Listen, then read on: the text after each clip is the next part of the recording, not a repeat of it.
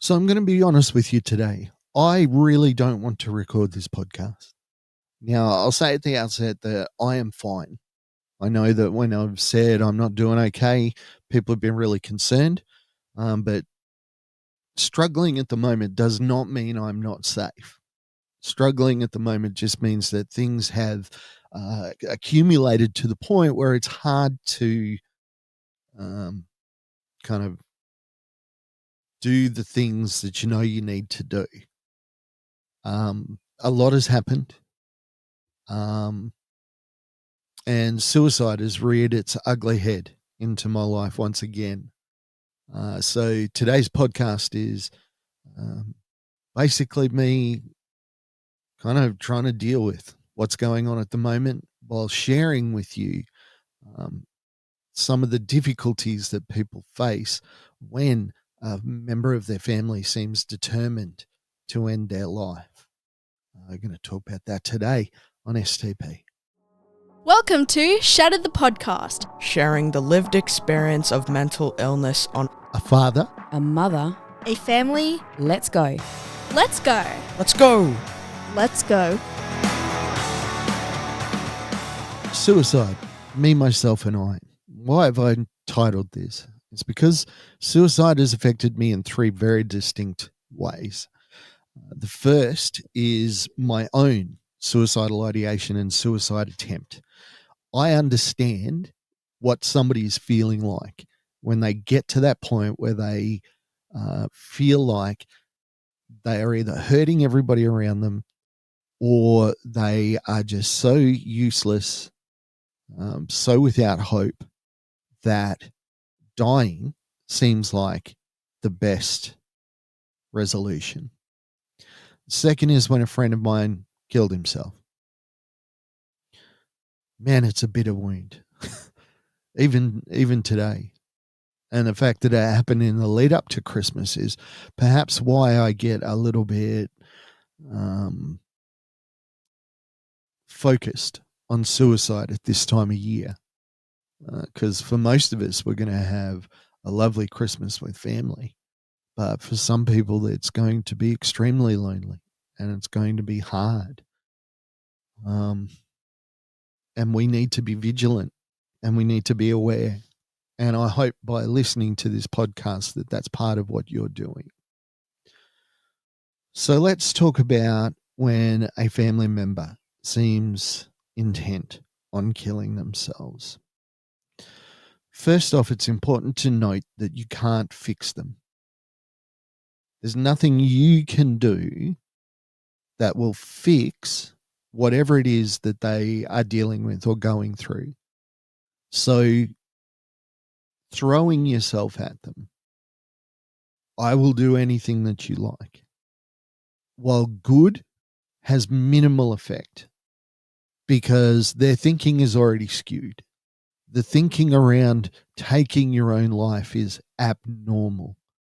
It's not, and I don't want to use the word a sane way to think about it, but it's not a healthy kind of conclusion to come to. It's not the byproduct of a mind that's completely sound, because you're trying to do the thing that your entire being, every atom in your entire body is trying to keep you alive, and you are going against that. Like, you don't think about breathing, but your body does it because it needs to. It's keeping you alive. Your very physiology is built around you staying alive. And yet, your mind is telling you need to stop that. You can't fix that. Time can fix it. Help can fix it. But you, in the situation, cannot. So somebody close to you makes an attempt to end their life. You're going to feel guilt. Why didn't I know? Why didn't I care more? Why didn't I think of them more often? Why didn't I know? And then there's going to be a strange one. It's going to be anger.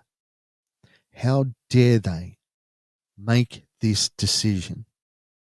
Why would they do this to me? Why would they do something that they know is going to shatter my life? How could they do this to me? Let's forget about how could they be so selfish. It's how could they do this to me? First and foremost, that is a legitimate emotion. We feel like when somebody goes through a mental health crisis that our personal feelings about that situation, anger, fear, whatever, are not valid in light of their pain and their suffering. But that's not true. Your experience is just as valid, and you need to acknowledge that. You need to understand that, yes, I am going to get angry at this person and that that's okay. It's a real, genuine emotion.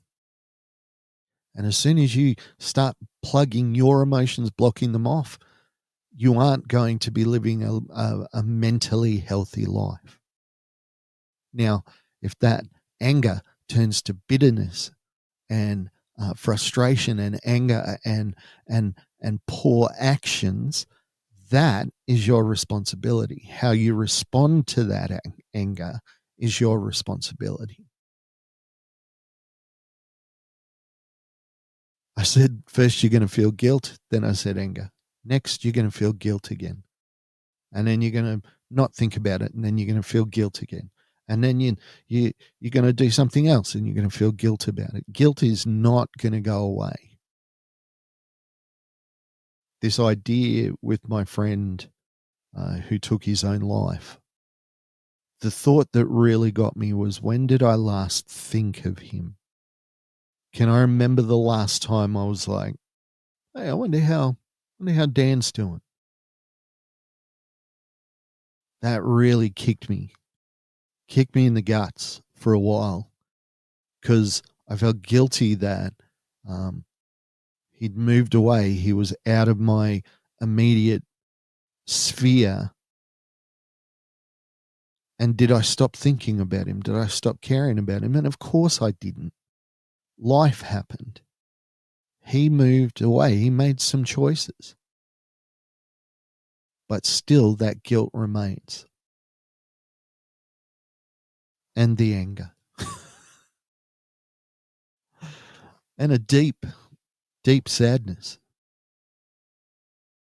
For most of us who will never actually contemplate, and by that I mean make a plan to take your own life, it's unfathomable that somebody would get to a point where they feel that's their only option.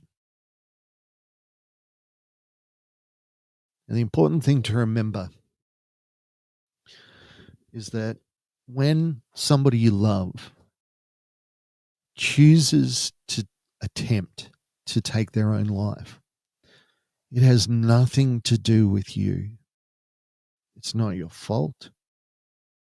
They aren't sitting there thinking that they're doing this to you. And it's not like they're sitting there with a picture in front of them, contemplating taking their own life, because they're so consumed with themselves. That's all they're thinking about. The people close to me that have attempted to take their life, I don't look at them and say, why did you make this series of choices that culminated with all this pain that I am now suffering? Guilt, frustration. Why did you make the decisions to do this? Now, I don't think like that. Somebody you know in your home breaks both their legs and they're in a wheelchair. You don't blame them unless they're from the show Jackass or something like that. But you don't blame them for their injury. You accept it. You appreciate the new reality and you move forward. You don't talk to them about the incident. Oh, this was your fault. Why did you do this? you talk about what can we do to move forward. It's an important key that we look at that situation and understand that mental illness did this to them. They weren't in their right mind. They weren't making a decision. Just like an accident where somebody breaks both their legs, you can look at maybe they did something wrong, but that's not what you focus on. You don't focus on blame. You focus on recovery. You focus on the thought that, okay, this thing has happened to you. If your friend's in a car accident, you don't stay mad at the car or the brakes or whatever it was that went wrong. You don't look at the person and go, well, this is something that you chose. You look at the situation and you go, you know what? This is something that happened. And it's something that happened to them. Mental illness did it. Your loved one, the person that you care for, didn't do it to you. Mental illness did something to them. Their pain led them to do something unthinkable. But it wasn't directed at you. And it wasn't them.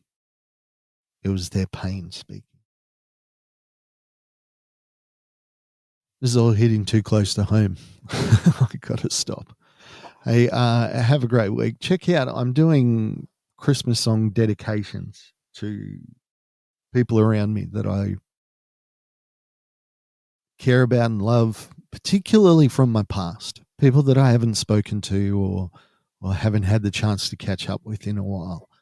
I just want those people to know that I have cherished memories of them, and those memories are bright and strong, and my feelings are the same for them as they always have been. So it was a bit of fun. Check it out. Next week, we're going to talk about hope. I have to talk about hope. And we're going to talk to a bunch of people about where they find hope. Alrighty. Yep, I'm done. Stick a fork in me. Bye-bye. Thank you for listening to Shattered the podcast. I'd like to thank our producer, Meredith Brosnan, our executive producer, Torian Lau, and the band Adelaide for allowing us to use their song as our theme. Go to shatteredthepodcast.com for more information.